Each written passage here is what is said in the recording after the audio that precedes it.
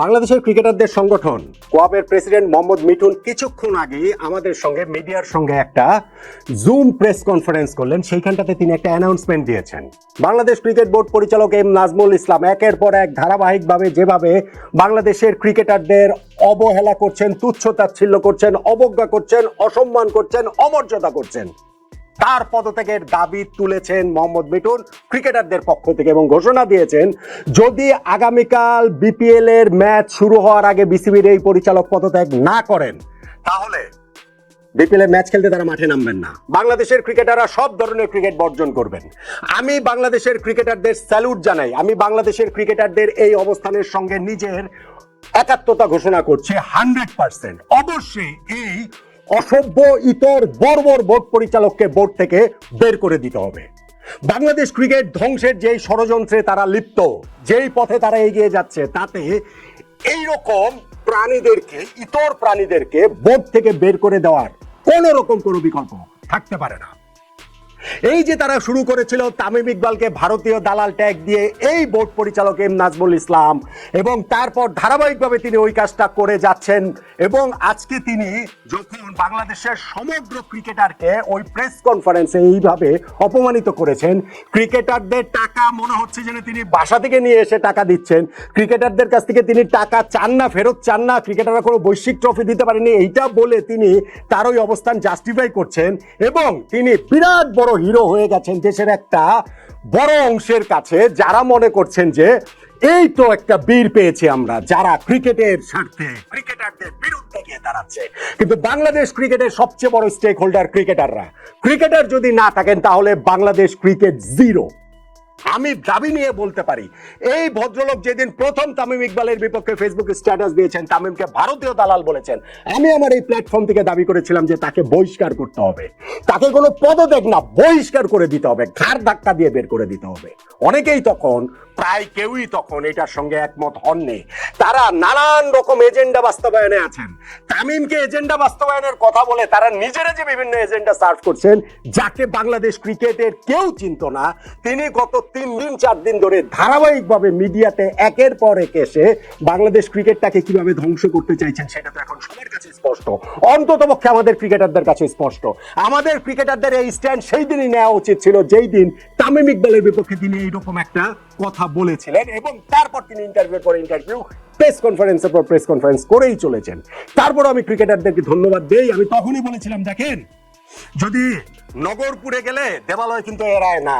So এই আজকে তামিমকে দিয়ে শুরু হয়েছে, সবার কাছে আসবে। বাংলাদেশ ক্রিকেট সংশ্লিষ্ট কেউ আপনারা রক্ষা পাবেন না, আমরা কেউ রক্ষা পাবো না, কারণ তারা বাংলাদেশ ক্রিকেটের ধ্বংস চায়। এই নাজমুল ইসলামকে ক্রিকেট বোর্ড থেকে অবশ্যই ঘাড় ধাক্কা দিয়ে বের করে দিতে হবে। ক্রিকেটারদের এই স্ট্যান্ড আমি জানি এটার মধ্যে অনেক রকম যদি কিন্তু ঢুকে যাবে। আমি জানি ক্রিকেটারদেরকে এখন নানান রকম ট্যাগ দেওয়া হবে। আমি জানি এর সঙ্গে যে মানে কে কার এজেন্ডা বাস্তবায়ন করছে ওই রকম ট্যাগ দিয়ে পুরো জিনিসটাকে জল ঘোলা করা হবে। কিন্তু আমি চাই আমাদের ক্রিকেটাররা সেই তাদের সংগঠন কোয়াবের প্রেসিডেন্ট যখন এরকম একটা ঘোষণা দিয়েছেন, তিনি তার অবস্থানে স্টিক করবেন। আমাদের সকল ক্রিকেটাররা এর সঙ্গে থাকবেন। সামান্যতম দ্বিমত করার কোন রকম কোনো সুযোগ আছে বলে আমি মনে করি না। সামান্যতম ভাবে তাকে এইখানটাতে কি বলা চলে যে আত্মপক্ষ সমর্থনের সুযোগ দেওয়াটাও এইটা আমি মনে করি না। তাকে বের করে দিতে হবে। বাংলাদেশ ক্রিকেট বোর্ড এটা কি একটা ফাজলামো পেয়েছেন?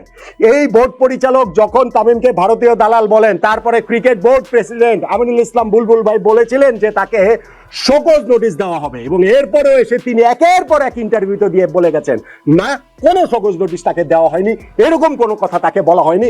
বরং ওই যে বুলবুল ভাই বলেছিলেন রিজয়েন্ডার, সেই রিজয়েন্ডারের মানে কি সেই জিনিসটা আসলে তিনি আমাদেরকে বোঝাচ্ছিলেন। এবং আজকেও ক্রিকেট বোর্ড তার ওই মন্তব্যের পর একটা প্রেস রিলিজ আমাদেরকে দিয়েছে। মিঠুনের এই আমাদের স্টেটমেন্টটা যে মিঠুন দিয়েছে তার আগে আগে সেই প্রেস রিলিজের মাধ্যমে ক্রিকেট বোর্ড বলেছে যে না, এটা একটা ব্যক্তি বিশেষের অবস্থান, এটা বাংলাদেশ ক্রিকেটের অবস্থান না। Bangladesh cricket board will look into the matter. এইখানটাতে কি কি করা দরকার তারা করবেন। এটা কি ফাজলামো? বাংলাদেশ ক্রিকেট বোর্ড কি আমাদের সবাইকে বোকা মনে করে? বাংলাদেশ ক্রিকেট বোর্ড চোরকে বলবে চুরি করো, গেরস্তকে বলবে জেগে থাকো, এইটা হয়? বাংলাদেশ ক্রিকেট বোর্ড তাকে এরকম মন্তব্য করার ক্ষেত্রে উৎসাহিত করবে এবং মন্তব্য করার পর ক্রিকেট বোর্ড একটা অবস্থান নেওয়ার জন্য ফেস সেভিং একটা অবস্থান নেবে, অথচ তিনি এই মন্তব্য করেই যাবেন এবং ক্রিকেট বোর্ড এটা দায় নিবে না, বলবে যে না এটা তার ব্যক্তি বিশেষের মন্তব্য? হতেই পারে না। বোর্ড পরিচালক যখন কথা কথা বলেন, এটা বাংলাদেশ ক্রিকেট বোর্ডের অবস্থান। ক্রিকেট বোর্ড যেটা বলেছে যে ডেজিগনেটেড যারা রয়েছেন মিডিয়া কমিটির অথবা ক্রিকেট বোর্ডের স্পোকস পারসন, তাদের কথাগুলোই শুধুমাত্র অফিসিয়াল হবে। আমাদের কি আসলে মানে বোকা মনে করেন? বাংলাদেশ ক্রিকেট বোর্ডের একজন পরিচালক সকল মিডিয়ার সামনে প্রেস কনফারেন্স করেছেন আজকে, এটা তার কোনো ফেসবুক স্ট্যাটাস পর্যন্ত না, এইটা ক্রিকেট বোর্ডের বক্তব্য না। এই সব বলে আসলে হবে না, এটা প্লেন এন্ড সিম্পল। আমি জানি এটা শেকড়, এটা তিনি, আমরা শুধুমাত্র উপরেরটা দেখছি, তিনি এখানে সব নয়। আমি প্রথম থেকে বলে আসছি এই ভদ্রলোককে মাঠে নামানো হয়েছে। এই ভদ্রলোক নিজের কিছু না, এগুলা তার নিজস্ব মতামত না, বাংলাদেশ ক্রিকেট ধ্বংস করার জন্য একে মাঠে নামানো হয়েছে। এবং উপলব্ধিটা দেরিতে হলেও আমাদের ক্রিকেটাররা অফিসিয়ালি অন্তত পক্ষে করতে পেরেছেন এবং এরকম একটা ভীষণ কঠোর অবস্থান তারা নিতে পেরেছেন। আমি আশা করি, আমি বিশ্বাস করি বাংলাদেশ ক্রিকেট বাঁচানোর জন্য, বাংলাদেশ ক্রিকেট বাঁচানোর স্বার্থে আমরা সবাই এর পক্ষে থাকব। আমি প্রথম তার থেকেই বলছিলাম যে একে বহিষ্কার করতে হবে, বরখাস্ত করতে হবে, আমার স্ট্যান্ড সেটা ছিল। তার সঙ্গে অনেকেই একমত হননি, হচ্ছিলেন না, সরব হননি, কথা বলেননি। আজকে যখন কোয়াবের প্রেসিডেন্ট এই কথা বলছেন, ক্রিকেটাররা এই কথা বলছেন, তখন আপনারা সরব হবেন না? তখন আপনারা এই দাবি তুলবেন না? আমি মিডিয়ার কথা বলছি, আমি মানুষের কথা বলছি, সবাই মিলে এই দাবি তুলুন যে এম নাজমুল ইসলাম নামক যেই ভদ্রলোক, কোট আনকোট, আমরা তো অভদ্র হতে পারি না, সো তাকে ক্রিকেট বোর্ড থেকে বের করে দিতে হবে। এবং যদি তিনি সেটা না করেন, বাংলাদেশের ক্রিকেটারদের কাছে আমার প্রত্যাশা থাকবে অবশ্যই তারা যেন তাদের অবস্থানে কঠোর থাকেন। তারা কালকে বিপিএল এর ম্যাচ খেলতে নামবেন না, বাংলাদেশ ক্রিকেটের কোন রকম কোনো কার্যক্রমে অংশগ্রহণ করবেন না।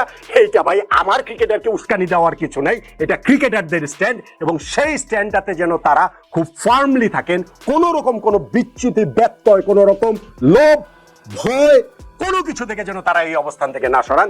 এই এম নজরুল ইসলামকে বাংলাদেশ ক্রিকেট বোর্ড থেকে বের করে দিতে হবে। ক্রিকেটারদের এই অবস্থানের সঙ্গে আমি আমার 100% আমি সমর্থন জানিয়ে যাচ্ছি এবং আমি আশা করব আপনারা প্রত্যেকের জায়গা থেকে বাংলাদেশের ক্রিকেটকে ধ্বংসের হাত থেকে বাঁচাতে হলে, বাংলাদেশের ক্রিকেটকে এই দুষ্টু চক্রের হাত থেকে বাঁচাতে হলে এই এম নাজমুল ইসলামকে ক্রিকেট বোর্ড থেকে, ক্রিকেট বোর্ড পরিচালকের পদ থেকে বের করে দেওয়ার এই দাবির সঙ্গে আপনারা সবাই একাত্ম হবেন। আপনাদের কাছে আমি সেই অনুরোধটাই করে যাচ্ছি।